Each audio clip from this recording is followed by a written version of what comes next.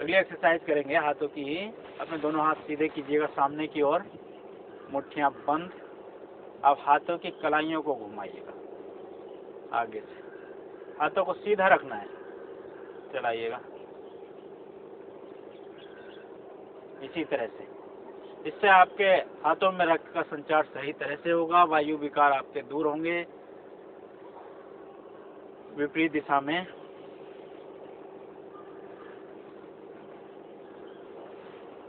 खाली कलाइयों को घुमाना है आगे से, कलाइयों को घुमाना है, हाथों को स्थिर रखने की कोशिश करनी है, खाली आगे से कलाइयों को घुमाना है। तो इससे हाथ पूरी तरह से स्वस्थ होते चले जाएंगे, रक्त का संचार सही होने लगेगा। कीजिएगा इसी तरह से। नियमित रूप से इस एक्सरसाइज का अभ्यास किया करें। ये देखने में तो बहुत आसान है, सरल भी है, लेकिन इसका लाभ आपको जब मिलना शुरू होगा तब आप स्वयं ही देखेंगे कि कितनी ऊर्जा इसके करने से हमको प्राप्त हो रही है। कमर चक्रासन करेंगे। अपने दोनों पैर चौड़े कीजिएगा, ज़्यादा से ज़्यादा जितने चौड़े कर सकते हैं। इससे क्या होगा, ये इस बात का ध्यान रखना है कि जिनके कमर में दर्द है उनको इस आसन का अभ्यास नहीं करना है।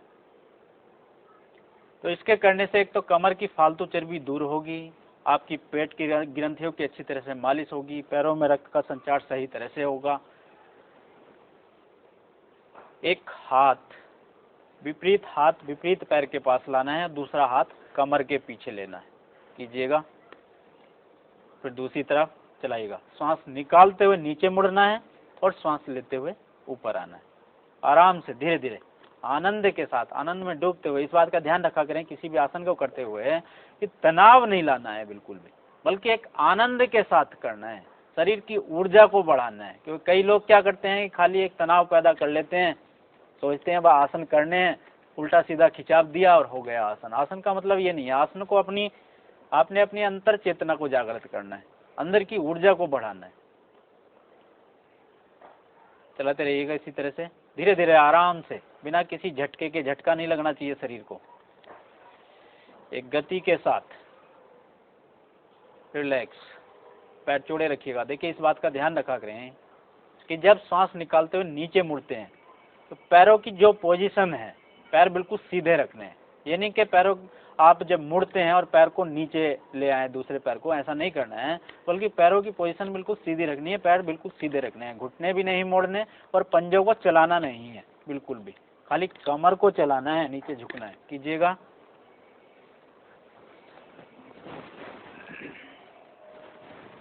श्वास निकालते हुए नीचे मुड़ा करें और श्वास लेते हुए ऊपर उठा करें। माथा लगाया करें घुटने से।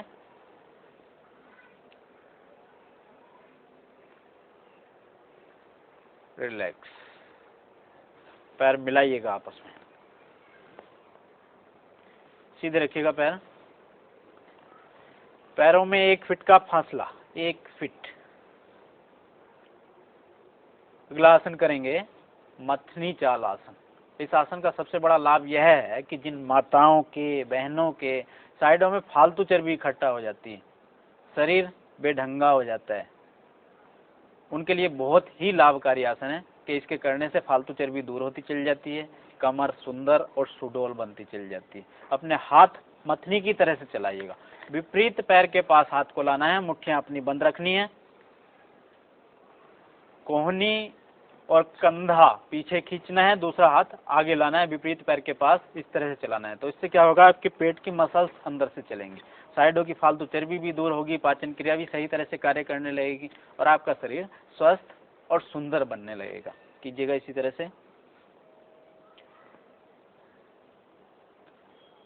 कोशिश करनी है शरीर को, कमर को अपनी सीधी रखें, विपरीत पैर के पास हाथ लाया करें आगे, कोहनी और कंधा खींचा करें पीछे।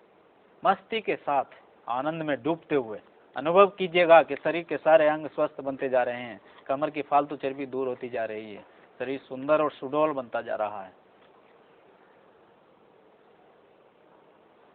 रिलैक्स, दोनों हाथ पीछे टिका करके लंबे और गहरे सांस लीजिएगा। खींचिएगा लंबा करते हुए सांस अंदर और लंबा करते हुए सांस को बाहर निकालिएगा।